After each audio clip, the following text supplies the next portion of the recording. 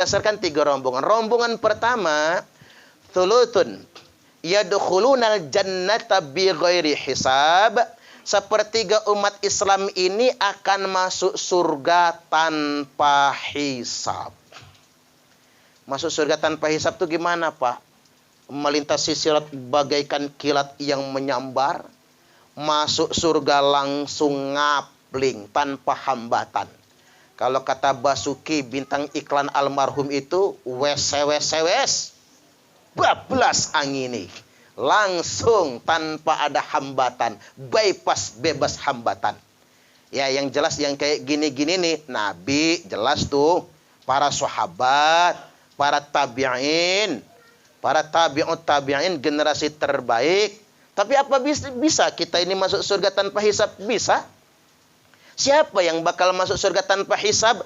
Yang matinya husnul khotimah. Itu bisa masuk surga tanpa hisab.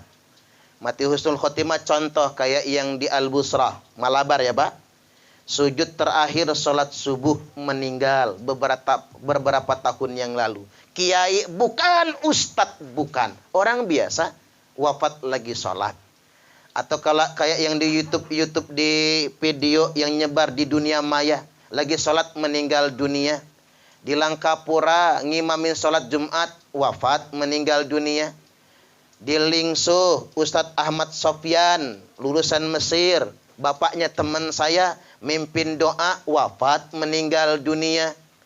Kiai Bukhari Amin, di Malang sedang ceramah, wafat, meninggal dunia.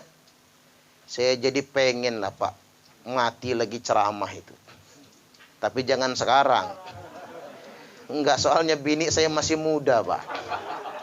Kalau saya mati, kawin lagi dia. Rasanya cemburu banget rasanya itu. Ada kabar gembira ini Pak. Gara-gara corona kan stay at home tuh. Maret, April, Mei. Istri saya positif hamil kemarin itu. Ya sekarang sudah lahir anak saya. Ternyata ada berkah di balik corona ya. Musibah itu jangan disesali. Tapi selalu ada berkah dan rahasia di balik itu semua. Mati husnul khotimah. Mati dalam keadaan yang terbaik. Termasuk juga yang masuk surga tanpa hisab itu orang yang timbangan kebaikannya lebih banyak. Jauh lebih banyak daripada keburukannya. Mudah-mudahan kita semua matinya husnul khotimah. Allahumma amin. 1. Golongan yang kedua. Wa thuluthun ya'tuna bidunubihim wa khotoyahum fayughfaru lahum. Sepertiga umat Islam ini akan datang pada hari kiamat nanti dengan dosa-dosa mereka. Jadi nggak suceng nih Pak ya, nggak suceng.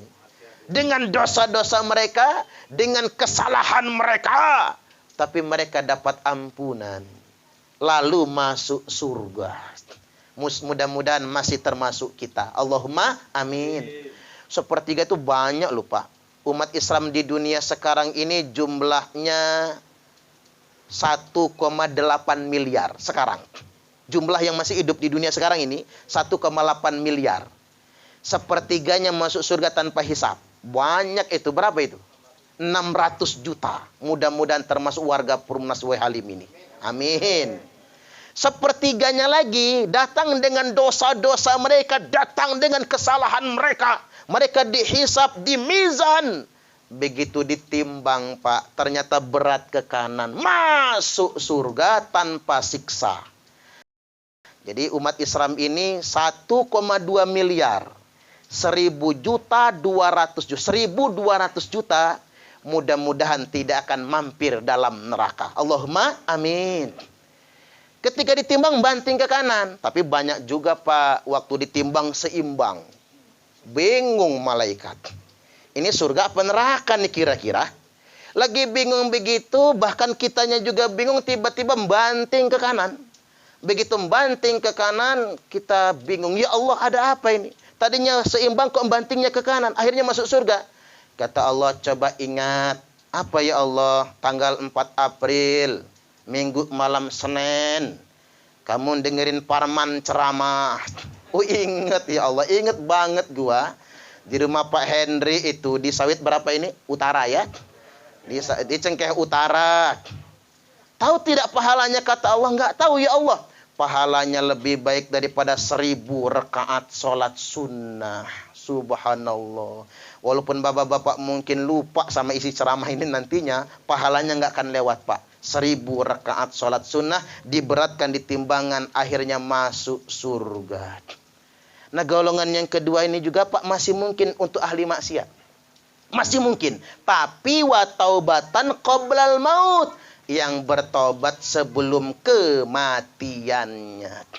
Makanya hidup ini pilihannya, ya kalau nggak bisa husnul khotimah, ya kita dikasih kesempatan bertobat sebelum mati. Allahumma amin. Makanya saya mengandaikan, ini andai-andai ya Pak. Jangan-jangan Jupe masuk surga. Tahu Jupe kan? Julia Perez almarhumah. Nanti di surga, jangan-jangan Pak Henry kaget ketemu Jupe. Lu Jupe ya? Ya ini Bang Henry, pernah kenalan berarti kan? Kok akrab banget kayaknya itu. Enggak, ngapa lu bisa masuk surga? Gimana ceritanya?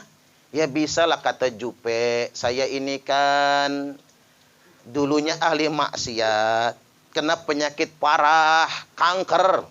Berobat nggak tanggung-tanggung ke luar negeri. Duit habis, harta tersita. Rambut habis, penyakit nggak sembuh. Pulang ke tanah air, sampai di rumah datang malaikat. Jupe, kata malaikat. Ada apa, Kat? Kalau lu mati sekarang nih, malaikat gaul juga itu Pak, pakai lu gua dia. Kalau lu mati sekarang nih, dosamu lagi habis. Kok bisa, kata Jupe? Karena dikafarat, ditebus dengan penyakitmu. Itulah penyakit, Pak. Bagi orang muslim, penyakit itu penghapus dosa. Jangankan kanker kayak Jupe. Jangankan yang diabetes berkepanjangan. Jangankan stroke yang bertahun-tahun gak sembuh. Sakit pala saja menghapuskan dosa 40 hari 40 malam. Makanya kalau bisa kita ini sakit pala tiap 40 hari, Pak. Habis dosa antem bodrek. Sakit pala lagi 40 hari antem parame. Perasaan obat warung itu kalau itu aja gak sembuh ya Pak ya. Harus ganti obatnya itu. Apalagi yang kanker, apalagi yang stroke, apalagi yang diabetes, apalagi yang gagal ginjal cuci darah. Makanya kalau ada bapak-bapak bernasib nggak baik, kena penyakit gagal ginjal, jangan disesali, jangan ditangisi berlebihan. Karena orang yang mati dalam keadaan sakitnya nggak sembuh, dia mati tanpa dosa sama sekali. Itu orang Islam. Nah kata malaikat, Jupe, kalau lo mati sekarang nih, mumpung lagi habis dosamu, tinggal tobat.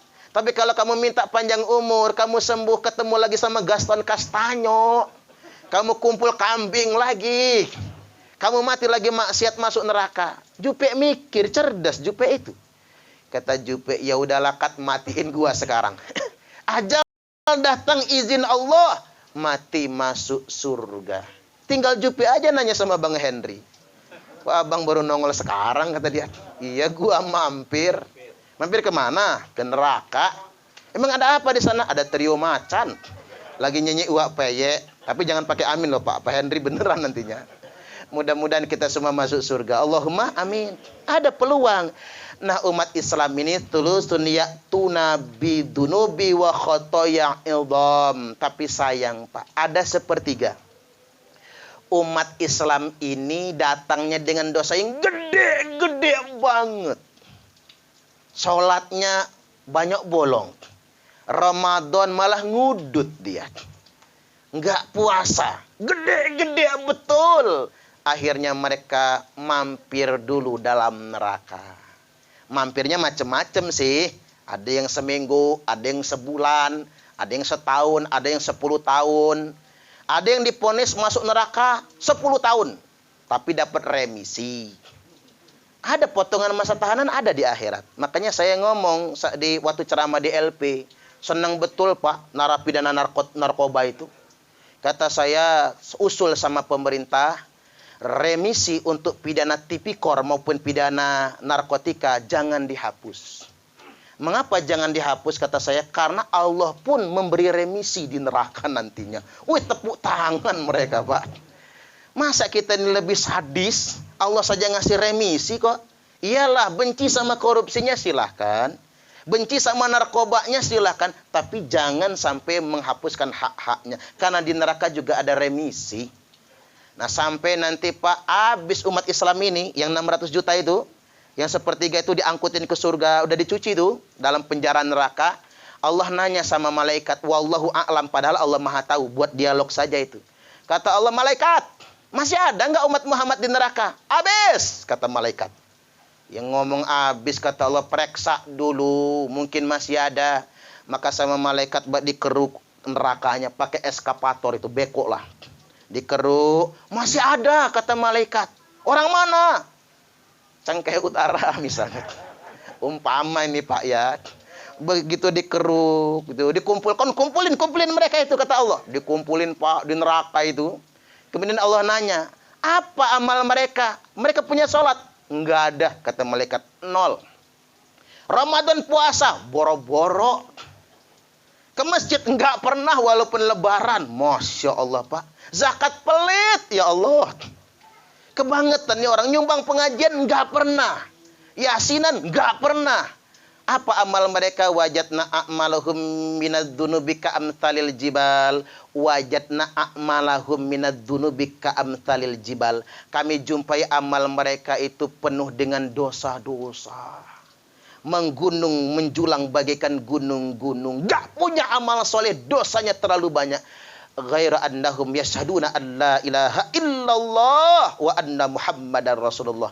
Tapi ya Allah, mereka punya satu modal, pernah syahadat. Ternyata pernah nikah, Pak. Untung kawin tuh dia. Walaupun pas nikah itu ngucap syahadat ngulang-ngulang. Sampai pengulu kesel, hampir disiram air seember tuh dia. Baru lancar dia ngucap syahadatnya itu. Dia pernah ngucap kalimat syahadat, belum pernah batal dengan murtad, dan belum pernah musyrik. Apa kata Allah? Masukkan mereka semua ke dalam surga karena rahmatku. Subhanallah. Sampai tak tersisa lagi umat Muhammad di dalam neraka. Terakhir dari saya, mumpung masih hidup, yuk kita bertobat pada Allah Ta'ala. Karena orang yang bertobat tidak akan diadab kalau tobatnya sudah diterima. Nabi sudah berdoa, ya Allah, terimalah tobat umatku. Kata Allah, ku terima tobat umatmu kalau mereka bertobat setahun sebelum ajal. Ya nangis Nabi Pak. Kalau itu takdirmu ya Allah masuk neraka semua umatku. Ya udah, kata Allah, setengah tahun. Kalau bisa jangan, kata Nabi. Karena ada di antara umatku itu yang tobatnya sebulan sebelum mati ya Allah. Ya sudah, ku terima taubat umatmu kalau mereka bertobat sebulan sebelum matinya. Tapi ada ya Allah umatku itu seminggu lagi mau mati baru tobat. Itu aja gara-gara terpapar corona. Tobat dia. Taunya mati. Baik, kata Allah, ku terima taubat umatmu kalau mereka bertobat seminggu sebelum ajalnya. Tapi kalau bisa jangan ya Allah, kata Nabi. Karena ada di antara umatku itu yang sehari lagi mau mati baru tobat. Gara-gara malam ini mendengarkan ceramah, Pak, tobat. Besok mati dia. Baik, kata Allah, ku terima taubat umatmu kalau mereka bertobat sehari sebelum ajalnya. Ya Allah, kata Nabi, boleh enggak aku minta sekali lagi? Habis ini aku enggak akan minta lagi. Baik, kata Allah, kamu boleh minta sekali lagi dan kamu tidak boleh minta lagi. Silakan mau minta apa? Ya Allah, kata Nabi, mohon pepetkan lagi. Kata Allah, kalau begitu Muhammad, dan kamu enggak boleh nawar lagi. Ku terima taubat umatmu selama nyawanya belum mendesak-desak di tenggorokan. Nangis Nabi Pak, saking bangganya, saking terharunya. Nabi langsung pamer di hadapan para sahabat. Seolah-olah pamernya begini Pak. Innallaha yaqbalu taubatal abdi ma lam yughargir. Sesungguhnya Allah akan tetap menerima taubat hambanya selama nyawanya belum mendesak-desak di tenggorokan. Alangkah baik Allah yang selama ini kita sembah. Mari kita ciptakan kesempatan untuk bertobat sebelum mati dan jangan pernah menunda-nundanya. Insya Allah. Baik, sekarang kita berdoa.